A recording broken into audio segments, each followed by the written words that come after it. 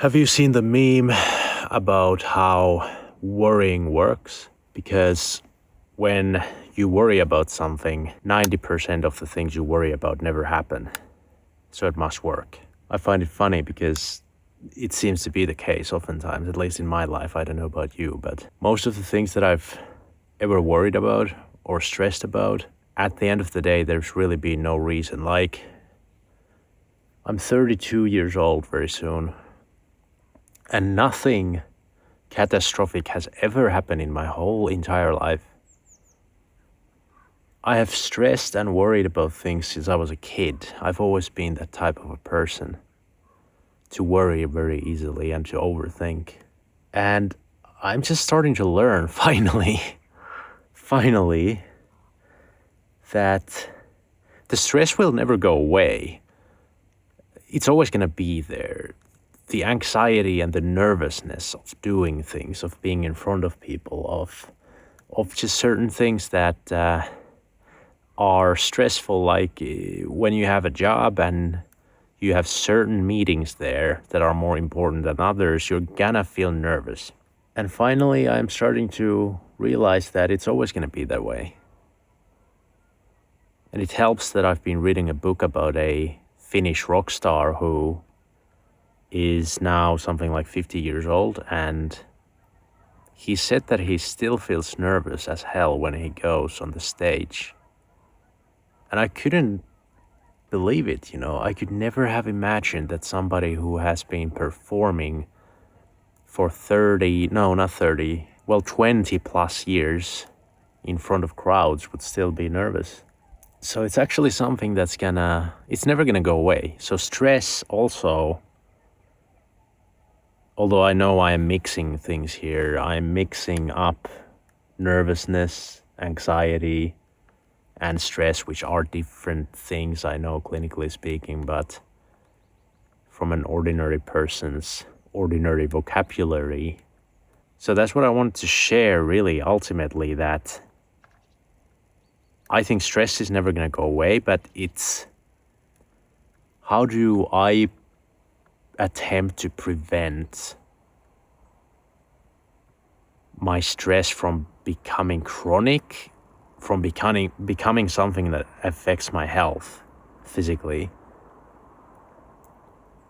I try to care less and less. That's a fascinating balance that you try to strike there. Because when we're talking about a job, you have to do your work well, just for the sake of feeling good about yourself. But then at the same time, when you really think about it, when you have an ordinary job, you are spending 5 days out of 7 days in a week for that job. You're sacrificing 5 out of 7 days because you do not have 16 hours of being awake where 8 hours is work and 8 hours is, whatever you want to do. That's not how it works. You have 8 hours of work, and then you have laundry and dishes and cleaning and grocery shopping and whatever it may be. So the work-life balance, even though it's way better than it used to be, let's say 100 years ago, it's still not equal or fair in a sense. And I've started to really try to think of it as that way, and therefore, if I ever have the thought at the back of my head where I think I'm not doing enough, I just think to myself, yeah, well, how much do I get paid? And yeah, I get paid enough to live in the countryside here and drive an ordinary car and even, travel occasionally. I get paid. You could say I get paid well, but then you think about how much you sacrifice. You think about how weekends are truly the only 2 days where you have truly time for yourself and your thoughts and your dreams and whatever it may be. And that's when I realized, fuck it, like you need to pay me double for me to really put in considerably more effort than I already do, right? Like I will do what is required, and I will make a change in the workplace. I will make sure that I do not ignore anything of importance, that I do not neglect anything. But fuck me, I am not going to worry about anything at my workplace. I will not stress about work. And I guess here in Finland it's a little bit more safe for me because it's not as easy to, fire me either as it is, for example, in the US, I think. I'm not sure. Correct me if I'm wrong, but my image of the US is that you can fire people quite easily, but here in Finland you can't. You actually have to have reasons, genuine reasons. So if somebody said, that I'm not doing enough, they would actually need to prove that I'm not doing enough. They would need to show, look, here is what he was supposed to do, but he neglected it. So when I know that I have done my part, I really, truly do not need to stress about anything anymore. Stress is never going to go away. Worrying is never going to go away. Nervousness is never going to go away. I have to accept those, and I have to learn to deal with those. That's a very big thing. And that should be the final part of this video that I still want to spend some time on to explain to you guys, is that, in my 20s, I lived in a small apartment in the city. Sure, right outside of the building, there was a nice forest, so I could go for a walk in the forest even then. But my coping mechanisms, my emotional regulation mechanisms were pretty much consisting of watching Twitch streams, watching YouTube videos, and watching pornography. And it was, if I felt anxiety or stress, I would numb myself out and I would just make my mind go blank with external stimulation, whether it was a stream or a video game or a YouTube video or whatever, pornography being the most potent. And I never addressed the causes of the stress, it's so funny how simple it can be. Oh, now the neighbor's dog is gonna join our video. Anyway, it can be so simple. For example, you go to your kitchen and you see a mess in the kitchen. If you don't clean that mess, that's gonna cause you stress at the back of your mind. And then if you drown that by watching videos and not actually cleaning, you are only postponing the inevitable.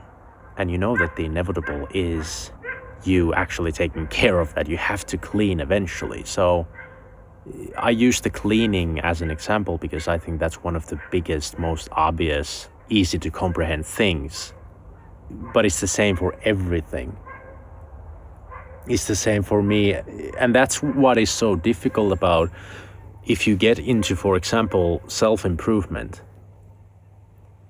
Suddenly you demand so much from yourself, but if you don't have any skills, like in my 20s, I watched self-improvement content and then I had no skills of handling my shit, and I just put more on my plate. I put more expectations for myself, and I didn't take care of any of those. So I just made myself feel worse. Yeah, I'll give one more example from my own life, what I mean with this. Finally, I'm writing my book again about porn addiction. And for the whole summer, for many months, I didn't touch it. I always thought about how I should work on it, but I never did. And that added some kind of subconscious baggage. That was like, if my stress consists of things in a box, then that was one more thing in the box, making the box more heavy and making the stress more heavy. And now I'm finally addressing it, because the skills that you need to address the things that you want to do are, ignoring your feelings and taking action instead. And that's one of the things that now I'm, once again, after a long time, learning to do. So if I feel nervous or anxious or stressed about the thought of doing something, I ignore that feeling and I just do it anyway. And it's also the same with this YouTube thing right now. I filmed something a little bit more complex, but it takes too much time to edit, so I'm gonna edit it later next week. But if I didn't film this video so that this one is very easy to edit and very easy to post, I wouldn't be posting anything. And that would make me feel stress again. And now I finally have the weekend.